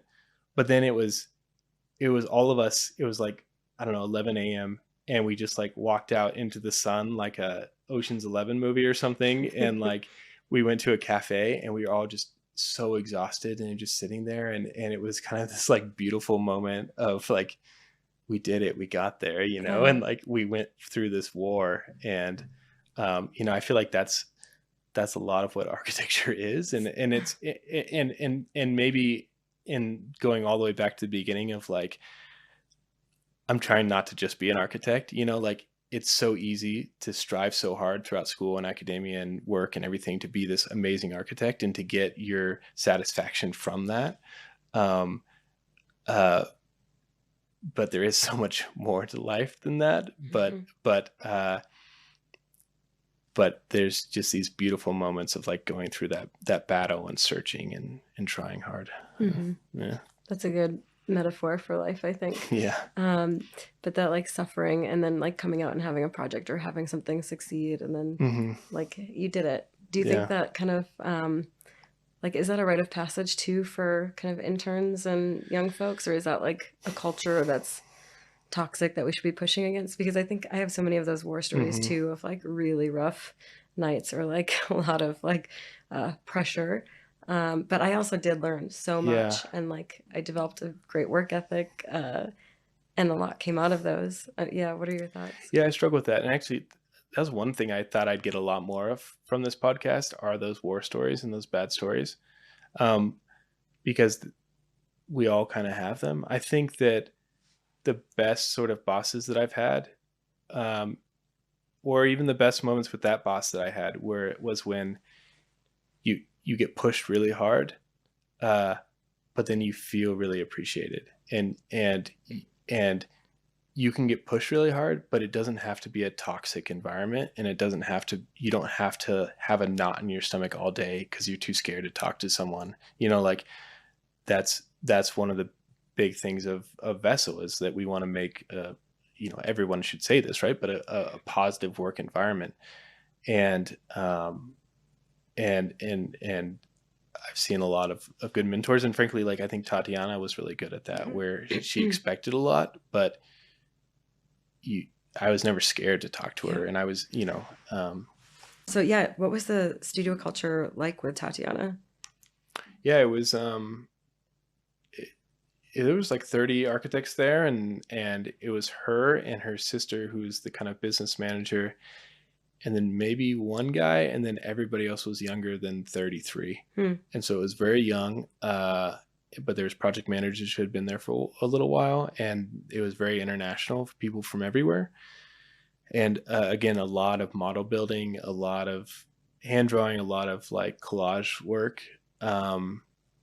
I think I had worked for Cesar Pelli the summer before that, and then going to hers, it was a big difference of sort of like culture. That was also pretty good. It was like 100 people, but it was really broken up by principals. So it really varied principal to principal, and I was working on like the towers and working with some really good people who were really good at Revit, which kind of was a good a boot camp for me and pushing my Revit skills and getting outside the box with Revit, which I believe in a lot. But they were just thinking very technically, and I would go to Tatiana, and they were, the project manager who had 3 projects. I would see her at 8:00 at night, like going into AutoCAD with this elevation of a building that had all these barrel vaults and these undulating walls, and she was going in and drawing the shadows on the elevation. And I'm like, what are you doing? Like, A, that's what a 3D model is for, and B, you have so many projects that need technical help. Like, you're making these beautiful drawings, but so did she get joy out of it? Yeah, I think so. Yeah. But it was just it was a different rigor, right? And a different what they appreciated, and I think that also helped me kind of stop from being too pulled into a corporate kind of environment right away, and another sort of reminder before I went off into real kind of practice of like, hey, you can do it this way too, yeah. That there's a lot of things you can spend your time on, and that's the nice part, right? You're now fully your own boss, and you can decide what to spend your time on. Yeah. Right? Yeah. Writing contracts. Yeah. Yeehaw. Yeah. Well, okay. So you told us that kind of lowish point. So what's a high point? It's easy for me to like, you can say a building that got built. I haven't had a ton of buildings that I'm really proud of get built. I think the Link House restaurant early on, when that was finally built, and kind of having our opening night, that was, fantastic. I think my high points really come down to school and like to reviews, and especially at Yale, where there's these amazing pits, and it's everybody kind of pushed around, and you have these architects that you've read about and studied about, and they're there and like talking about your project, and to me, it like, from an ideas point, it's like hard to get too much better than that. Being constantly inspired. Yeah, but I think as my career continues, and like to be able to have more built projects that I really care about, and seeing the sort of effect on people, that will be good. And then also just I think like the happy hour events that we have for this, and seeing these connections that this podcast is making is also another high point, and just being able to, again, to connect with these architects that I really look up to, and to learn from them, and to, again, like, understand it's not easy, and it's not easy for anybody, you know, like it's hard for everybody. So you're kind of replicating the studio culture and the studio pits at Yale through your happy hours. I hadn't thought about that. Yeah. But yeah, that's what I try to get to. Do you feel like you get to see that same culture when you teach and you have reviews? Does it feel as exciting, or does it feel like you're removed because you still have to go back and write contracts and figure out that fireproofing detail? I think it's exciting, but CU just doesn't have the space that I feel is like conducive to that. Like that everyone's walking by and you can just stop and see it, you know, and it creates this it's this spectacle, you know, and it's this spectacle of architecture that is a carnival, you know, and that's sort of what I miss. Yeah. I found myself trying to remind myself to go and see the other floors because, you know, CU Denver, it's an office building that's been converted into an architecture school. And so I'll try and remember to like go down floor by floor and just see what people are doing and poke my head and be that annoying person. And then, you know, people are like, oh, why are we here in this space? Because it's so kind of compartmentalized. So we need a roller coaster that takes you, there you go, the scenic route around the spectacles. There you go. All the architecture studios. Redesign of the school. That's the studio. CU Denver, I know you just like renovated not that long ago, but we've got a great idea for you. But you didn't add a roller coaster. Yeah, absolutely. So how do you plan to kind of create that culture? Like, do you think that's a place that, can you replicate that in like the workplace, or is that just like the magic that will only ever be in school? Yeah, in a that sort of community kind of spectacle thing. Yeah, you know, my sort of like long-term or medium-term goal is to make like an architect co-working space in Denver and have it combined with like a podcast area and like coffee shop and bookstore and where it can be kind of a nucleus for architecture within the city and where that spectacle can kind of continue, and you're seeing architects come passing each other and working and doing, and where it's so easy to be within our silos, you know.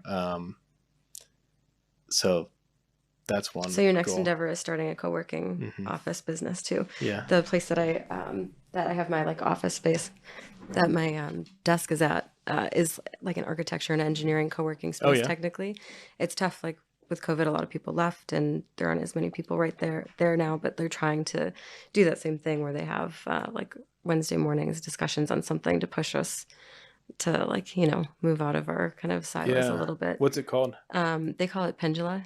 It's at 9th and Santa Fe. Oh, okay. It's a coffee shop next door. Maybe it exists. I don't need to make it, you know. I think it's another wallet situation.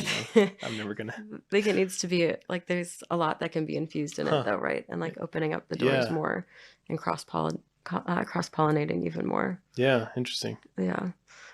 So I guess maybe the last question is, where do you see yourself moving forward into, or what are you most excited for? Maybe not in architecture. I know like wallet protection and pendants. Great. This idea that, you know, we are always trying to find balance and not work a million hours and working under deadlines and also have families and lives. Like what's most exciting and on the horizon for you? Yeah, I mean, obviously, like within life, I've tried to be a lot more present with my kids, like at all times, and architecture was just all encompassing for me, and so even when I was with them, it was kind of like thinking about it and stressing about it, and I've been a lot more purposeful lately of really just making sure I'm engaged with them, and so obviously as they grow, continue to do that. But I think for me, it's sort of about how I do love to do all these things and kind of splinter off and figuring out how to be okay with that, or how to get that to work, and how to still keep balance, but sort of set up different visions and allow the community to come alongside and kind of pick those up. And obviously not just my visions, but like, how can I be continuing this podcast? How can I be continuing live events and happy hours? How can I be creating a co-working space? How can I be a good partner at an architecture firm? How can I teach? All those, that sounds too much and too daunting. But how can I give enough of myself to those things, and not try to have it all on myself, and allow for that carnival. Do everything all at once really well. I just have to study you, because you do it all, and you do more than that very well. So. I don't know. How old are your kids? 6 and almost 3. Oh, that does sound like really fun ages. Are they around at all? They'll probably be running in I was soon. hoping they would come through and they could pop this last confetti. Yeah. I feel like you should sign us out from your 50th episode by popping this confetti and adding to the mess. Eli, come over here. Eli, come here. We were hoping that there might be a dragon that would help us pop this confetti. It's a big task. Do you think you should? We should end the 50th episode the same way we started it, which is with a massive confetti. Yeah. So, okay, you turn it this way. Okay, the black part. So say number 50. Yay, 50. 50 episodes. Nice job, buddy. Awesome. Cool. All right. Well, thanks for doing this, Katie, and really enjoyable talk. And thanks for volunteering to do this and pushing me to do this. And it was really fun. So thank you for letting us put you in the hot seat. I think everybody's been waiting to hear from you. So this was pretty tremendous. Awesome. Thanks. Thanks, Adam. Bye. You can visit architecting.com, that's architect-ing.com, to see images from this week's guest. And please rate and review the show wherever you listen to podcasts. Have a great week and keep connecting. Hi, I'm Eli. This show is made by my mom and dad and these people. Heidi Mendoza. Aaron Best. Kyle Bruner. Emily Childs. Trevor Motzko. Zach Huff. Rob Cleary. All right, let's get a coffee. See ya. So yeah, you did a great job here. You how'd you feel? This is fun. Yeah. This is a blast. Like, I mean, it is educational. Like learning about other people's processes, and I feel like people are like comfortable opening up and being vulnerable about the things that are like hard. Yeah. Which is refreshing to hear instead of just all the kind of glossy stuff. Yeah. How has it been for you? Like, is it how you pictured it would be when you set out to create this thing, the thing that it's become? Is that what you had in mind, or has it changed or evolved? I think that the format and everything, most of it is the same. I think that it's been a lot more popular than I thought it would be.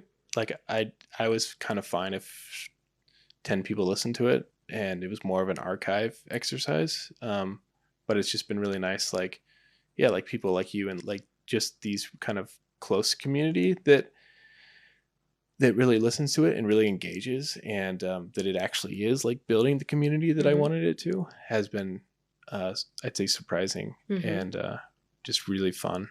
It seems like it's been super well received. It's exciting seeing the different people that like I've known their names, but I haven't gotten an intimate glimpse into like whether it's their process or like how they came to be an architect or what they're focusing on. So that's been a lot of fun, and just some new names. Yeah. It's interesting because Denver has a ton of architects here, right? Like there's more architects per capita in Denver than most major metropolitan cities in the US. I don't know if it's like everybody burns out from like the coast and comes here or something like that.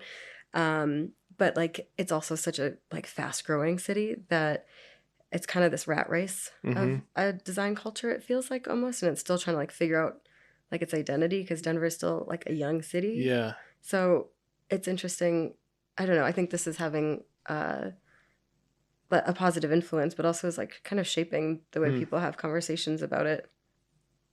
You know, in grad school, I was like, who is working in Denver? You know, it's like looking and it's like, okay, on Arc Daily, there's Trace Birds and there's Meridian 105 and Dinya, but like, I don't know anybody else, you know, but now it's like, I'm booked out with interviews until January, and like, not even I have so many more to go through. Right. And I think that's the sort of biggest idea behind this podcast. And like the other goal of this is to like franchise it out to other cities. And because there's all these design communities within Austin and San Diego and Portland, and like where there's good things going on, and you get the top 2 people that kind of have a voice in a certain way. But like, how do we continue to build these communities in different local ways, and give a platform to more voices too, exactly. Yep. Which is nice. Yeah. But it's another thing to another do. project on your list, another tentacle of the architecture octopus. I feel like there's probably lots. Is that a name? Ooh, tentacle architecture. Ooh.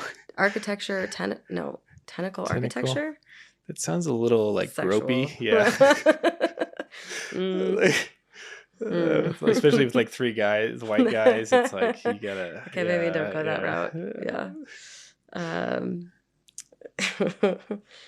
What were some of the other names that were in the running? Like, I know Katerina and I went through all sorts of funny ideas.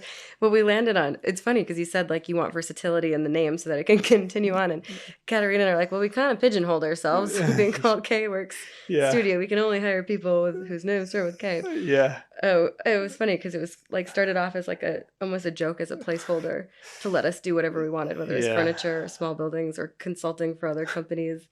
And it just stayed. You had to be careful with those placeholders because they tend to stay. Yeah. It was funny. I just interviewed the guys over at KL&A yesterday, and I didn't realize that their last names are K and L, but it was actually there's founders before them that it's actually named after. So it's not after their name, but it just happened that they were also the 2 K guys and an K and L. L. So I was like, you have to find the next 2 K and L people that are K and L. Yep. So you'll just have to find all people that start with the K. I guess so. Yeah, I don't know. We had some bad names. We liked Manifold. We liked that a lot. But the only other firm in the country who had that name is in Denver. There was a lot of that. Of like, come on. Yeah. I mean, Ra was pretty clever. That's pretty great that your names could that our names worked. But then we moved to Denver, and there's Raw Creative here already. So but there was something about that name where like if you didn't know it was our name, it's kind of like, well, I'd like my work to be a little more refined. Like it's less about being kind of I don't want it to be raw, uncooked, like but it's so cool sounding. Yeah, it is. Yeah. You could be raw. You could be refined architecture now. Refined, yeah. Slightly cooked, Anti-raw. al dente. Yeah, al dente. Al dente Architecture. That sounds nice. I feel like you must probably. I mean, I'm the same way. Like, it's just fun. It's fun. It's like empowering to be like, okay, if I want to make a wallet, if I want to make shoes, if I want to make furniture, light fixtures. Like, we started selling those candles. Yeah. Oh, man, I still think I have if anybody would like to buy a beautiful lavender scented candle. Is that why you came on, just to sell more candles? Just to hawk my wares. Get that bump, that architecting bump on your sales. Yep, exactly. I think we forgot, like we did that as like kind of prototyping and just testing how to like make something and sell something e-commerce style. But I forgot. Katerina, we still have a lot of candles to sell. She leads up that initiative. So they're just sitting in a Amazon warehouse. That's funny. But that's cool. I mean, that's the other thing we're trying to do, even before we get to the development model of like, just what's another model? Like what, it just sucks. Like trying to chase these big clients, and that's what you're doing, and yeah, I think the current model, the current traditional or just most prominent model is pretty antiquated. Yeah. And I think there's a lot of ways to break it apart. I'm still figuring out or trying to do that myself as well. I mean, both Katerina and I work full-time for ourselves and work for the companies we used to work for. And we get to still be a part of like a really interesting process, but it's not a conventional model. So it takes some like troubleshooting. Yeah.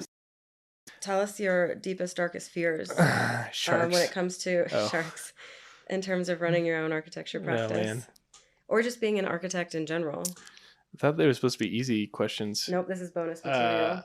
I think I'm afraid of like all the things I don't know, and like of not being not being good enough, or I think it's more of like lately it's been like letting my partner down, and that's a scary thing. And like I was getting too much value off of like if he thought I was good or not, and kind of breaking that down. And how do you overcome that? Do you just accept your faults, or? Yeah, I think it's like a little bit of saying, okay, like his opinion, which maybe he's thinking or maybe he's not, like doesn't define who I am, like I'm defined by all these other things, and like getting better. But yeah. Right. Yeah. Actually, I didn't even ask, how did you went to school together, right? Or how did you meet? And No, we didn't. We were actually, we all met in New Haven, but we were in the same church together. Oh, really? Yeah. And so me and my partner, Justin, we were friends, but we weren't super tight. And then me and Kyle, who hasn't joined, we were a little bit tighter, but he was also tight with Justin. And so he called us kind of like 2 years out of school and said, hey, I think the three of us should start a firm. And so I wouldn't have necessarily thought to start a firm with Justin. And we'd never worked together. We'd never gone to school together. But we talked about it for maybe 3 years, something like that. And kind of when the timing came about, it was right for Justin and I to go off. And since then, like our skill sets are really complementary. And I think we're creating something pretty good, but it's taken a lot of effort. And yeah. Did you want to always start your own practice when you were a student and starting architecture school? Were you like, my name will be up in lights and I'm going to, have my own company? Like, was that always an endeavor? Yeah, I think it was always the idea. Again, like kind of from seeing my dad doing it. And yeah, I've never liked to like work for people that much. No, not so much. Okay. Yeah. So wait, you said you've started your own company 3 times. So Raw with Rebecca. Yep. And then what else? What's and the then third? when I left 359 Design, I started Raw up again, and I had that going for about a year. And then Blake Moyer at Open Studio called me up and said, hey, come in for a beer. And then he was like, come work for us. And I was like, no, I have my own firm. I just started it. And he's like, okay, I know you probably need money, like do some freelance. I was like, okay, I'll do a little bit of freelance. And then it was more and more and more freelance. And then, and essentially, I was lonely by myself, and I'm not great at everything. And so I need someone else to balance me. And so Open Studio was really nice. And so I shut that down and went to Open Studio. And so that was kind of a year thing, but I almost got sort of in trouble at Yale because we had 4 advanced studios, and 3 of them I did as partner projects. And they kind of found out about that at the end, and they started like, oh, I don't know if that's like allowed, but it's just because I really like collaborating with people and yeah. I had worked alone, like, running my own small practice, just like could never not do it. And I did it alone for a long time because I just thought that's how I like rolled. I was very social with people in general, but like professionally wanted to work like alone. And I realized that was the dumbest thing ever, that like beautiful things from collaborating and from that like creative friction too. Yeah. And it's just a lot more fun. Yeah. I mean, it's like, it's more streamlined and it's easy in a lot of ways, but again, that you don't have that creative friction as much, or just to be able to share in that. Ask somebody's opinion, get like a second read on something. Absolutely. Yeah. It's interesting to me because I've noticed at CU Denver a lot. I always thought that like every student who went to architecture school, like the end goal, the ultimate goal was always to have your own practice. Like who would want to do anything other than that? And then I realized that, that's not always the case. There are plenty of people who want to specialize and be a part of a global enterprise and so forth. But I found that more at CU Denver, like less people are a lot more timid about this idea of like, oh, I don't know about like starting my own firm. And I find myself always being like, do it. Like we need more unique voices and whichever path you want to take. But I felt like at Cornell, for example, it was just like, that was the endeavor for the vast majority of people to like get to a point to start your own thing, whatever it was. Yeah, that's true. I feel like it's at certain schools. I also wonder a little bit of like, does it have to do with the sort of economic times that we're in? Like, are people more nervous to start something now? That could very well be. Mm-hmm. But yeah, I don't know. So how long did you work at Open Studio? So you got 2 years pulled into it. So what are some of the things, like, what are the greatest, I guess, lessons or things that came out of working there? Because there's some great people and great work that comes out of that office. Yeah, I think Blake is, he's the best boss I've ever had. He's a really good balance of rigor, but he would have so much going on, and it was like he would stop everything to talk to you, and it was never like you were inconveniencing him, and he was never freaking out. He was never, he had this kind of sense of calm, but professionalism, but, and community building and sort of vision making. I think so there was that, and then they just pride themselves on training well-rounded architects, and I think that was kind of a saving grace for me at that point, where I had my own firm, but I had a lot of holes in my skill set, and I think they really filled a lot of those holes for me, and it was a really good sort of education on how a real architecture firm should run. What project are you most proud of that you worked on while you were there? There is this probably says more about me, but there's this project in Switzerland. Well, it was a big corporate firm out of Switzerland, and they were doing a project in Broomfield, and it was they wanted it to look like an old brick factory. It was just massive project, but then they were going to do another phase. I don't know if I can even talk about this really, but they can't fire me now. But but they were going to do another phase next to that. They was supposed to be like super futuristic. And so this was like this layers of these undulating green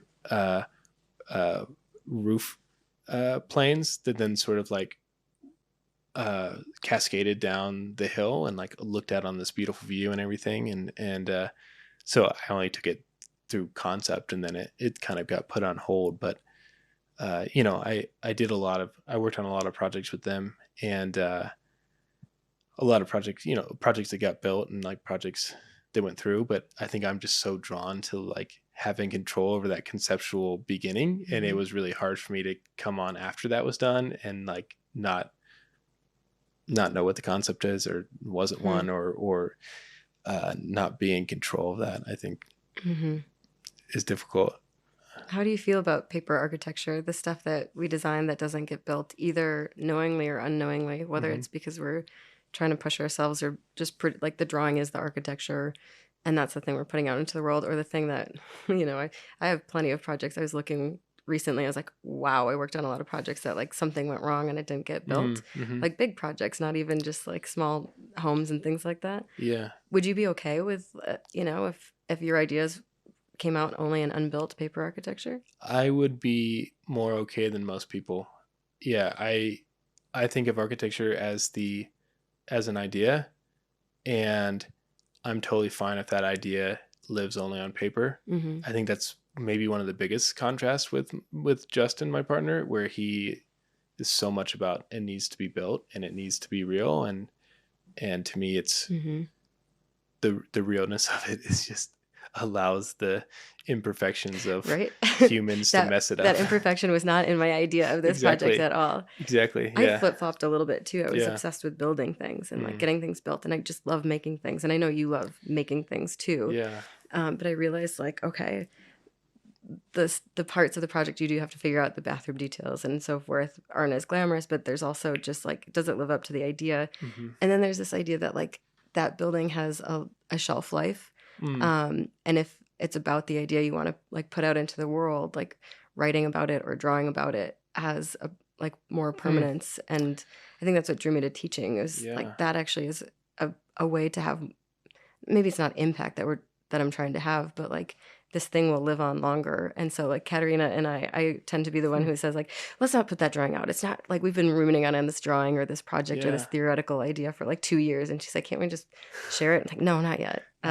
Like once it's out there, then it's like permanently out there. Buildings are temporary. Right. yeah, I agree. And that's interesting that buildings could live on longer in paper form than real. I hadn't quite thought of that, but, and that's another thing that I think Justin is really good at, is where, I can have that idea and I put it out there, and like, maybe it's a pretty loose collage or something like that.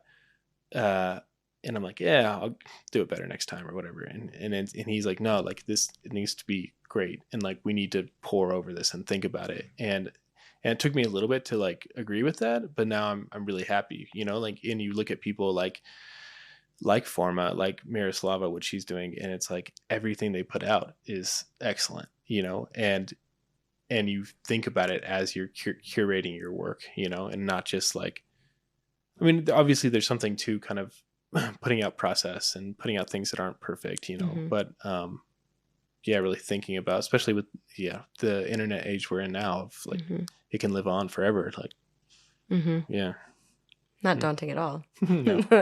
Well, and also there's so much out there, like who cares about my stuff, like things can live on forever, mine probably won't, but it's just buried. Yeah. That's all.